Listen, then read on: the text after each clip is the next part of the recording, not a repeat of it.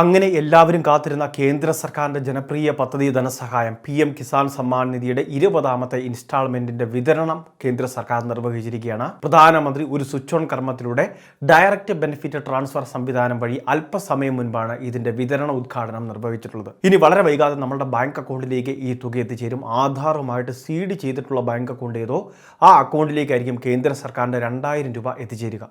ഈ അറിയിപ്പ് എല്ലാവരും ഒന്ന് ശ്രദ്ധിക്കുക. നിങ്ങളുടെ സുഹൃത്തുക്കളിലേക്ക്, ഗ്രൂപ്പുകളിലേക്ക് ഷെയർ ചെയ്തെത്തിക്കുക. 2000 രൂപയാണ് നമ്മളുടെ അക്കൗണ്ടിൽ അല്പസമയം കൂടി കഴിയുമ്പോഴേക്കും ക്രെഡിറ്റ് ആവാൻ പോകുന്നത്. ഇനി പ്രധാനമായിട്ട് ശ്രദ്ധിക്കേണ്ട കുറച്ച് കാര്യങ്ങൾ കൂടിയുണ്ട്. കേന്ദ്ര സർക്കാർ, അതായത് ഉത്തർപ്രദേശിലെ വാരണാസിയിൽ വെച്ചാണ് ഇപ്പോൾ ഈ PM കിസാൻ സമ്മാൻ നിധിയുടെ 20ാമത്തെ ഇൻസ്റ്റാൾമെന്റിന്റെ വിതരണം നിർവഹിച്ചിട്ടുള്ളത്. ഈ തുക ഇപ്പോൾ വിതരണ ഉദ്ഘാടനം നിർവഹിച്ചത് ഒരു പ്രോസസ്സിംഗ് മാത്രമാണ്. ഇനി 1-2 മണിക്കൂറുകൾക്കകമാണ് നമ്മളുടെ ബാങ്ക് അക്കൗണ്ടിലേക്ക് തുക എത്തിച്ചേരുകയുള്ളൂ.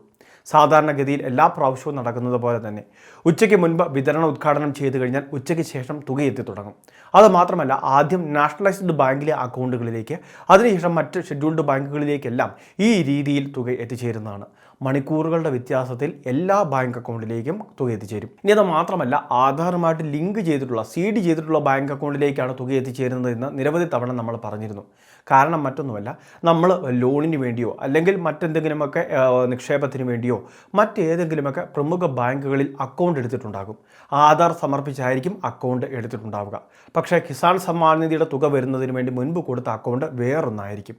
പക്ഷേ ഏറ്റവും പുതുതായിട്ടെടുത്ത, ആധാറുമായിട്ട് ലിങ്ക് ചെയ്ത് അല്ലെങ്കിൽ ആധാർ സമർപ്പിച്ചെടുത്തിട്ടുള്ള, ഓപ്പൺ ചെയ്തിട്ടുള്ള അത്തരം അക്കൗണ്ടാണ് പിന്നീട് കേന്ദ്ര സർക്കാർ ആധാർ സീഡഡ് അക്കൗണ്ടായിട്ട് മാറ്റുന്നത്.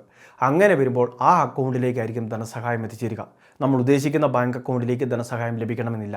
ഇനി അങ്ങനെയുള്ള കാര്യങ്ങളിൽ സംശയമുള്ളവരുണ്ടെങ്കിൽ നമ്മുടെ ആധാറിൻ്റെ വെബ്സൈറ്റിൽ Aadhaar bank account seeding status പരിശോധിക്കാം. ഇതിലൂടെ Aadhaar bank account seeding status active ആണോ എന്നും ഏത് ബാങ്ക് അക്കൗണ്ടിലേക്കാണ് നിലവിൽ ധനസഹായം ലഭിക്കുന്നത് എന്നൊക്കെ നമുക്ക് കാണാൻ സാധിക്കും. അതുകൊണ്ട് തന്നെ ഒരുപാട് ആളുകളുടെ ഒരു സംശയമാണ് ഇതിലൂടെ മാറുന്നത്. ധനസഹായം എത്തിച്ചേരുന്നത് അത്തരം ബാങ്ക് അക്കൗണ്ടിലേക്കായിരിക്കും. ഇനി Aadhaar bank account seeding status active അല്ല എങ്കിൽ ഈ ധനസഹായം പെൻഡിങ്ങിൽ നിൽക്കും. പിന്നീട് എന്നാണോ Aadhaar bank account seeding status ഒക്കെ ചെയ്ത് ഒരു അക്കൗണ്ട് ഓപ്പൺ ആക്കുന്നത് അല്ലെങ്കിൽ ഒരു അക്കൗണ്ട് വീണ്ടും ആക്റ്റീവ് ആക്കുന്നത്, ആ അക്കൗണ്ടിലേക്ക് പിന്നീട് പ്രോസസ്സ് ചെയ്ത് 2000 എത്തിച്ചേരുന്നതായിരിക്കും. ഇപ്പോൾ വിതരണം നടത്തിയിട്ടുള്ള 2000 രൂപ വരുന്ന മണിക്കൂറുകൾക്കുള്ളിലേ നമ്മുടെ അക്കൗണ്ടിലേക്ക് എത്തിച്ചേരുകയുള്ളൂ. വിതരണ ഉദ്ഘാടനം കഴിഞ്ഞ് 1-2 മണിക്കൂർ ഏതായാലും താമസിക്കും. അത് ക്ഷമയോടെ നിങ്ങളൊന്ന് കാത്തിരിക്കുക. എങ്കിലും ഒട്ടും വൈകുകയില്ല. 24 മണിക്കൂറിനുള്ളിൽ തന്നെ നമ്മളുടെ ബാങ്ക് അക്കൗണ്ടിലേക്ക് ഈ തുക സജീവമാവുകയും ചെയ്യും. പിന്നീട് നമുക്ക് ATM കാർഡ് മുഖേന പിൻവലിക്കുകയോ അല്ലെങ്കിൽ ബാങ്കിൽ എത്തിച്ചേർന്ന് പിൻവലിക്കുകയോ ഏത് രീതിയിൽ നമുക്ക് വെയിറ്റ് ചെയ്യുന്നതിന് വേണ്ടി സാധിക്കുന്നതാണ്. ഇന്നൊരു ദിവസം കൂടി മാത്രമേ വർക്കിംഗ് ഡേ ഉള്ളൂ. ഇന്ന് വൈകുന്നേരം ഒരു 4 മണിക്ക് മുൻപെങ്കിലും തുക അക്കൗണ്ടിൽ കയറിയെങ്കിൽ മാത്രമേ നമുക്ക് ബാങ്കിൽ എത്തിച്ചേർന്ന് ഇത് പിൻവലിക്കാൻ സാധിക്കുകയുള്ളൂ. അല്ലാത്ത പക്ഷം മറ്റ് സംവിധാനങ്ങൾ നോക്കേണ്ടി വരും.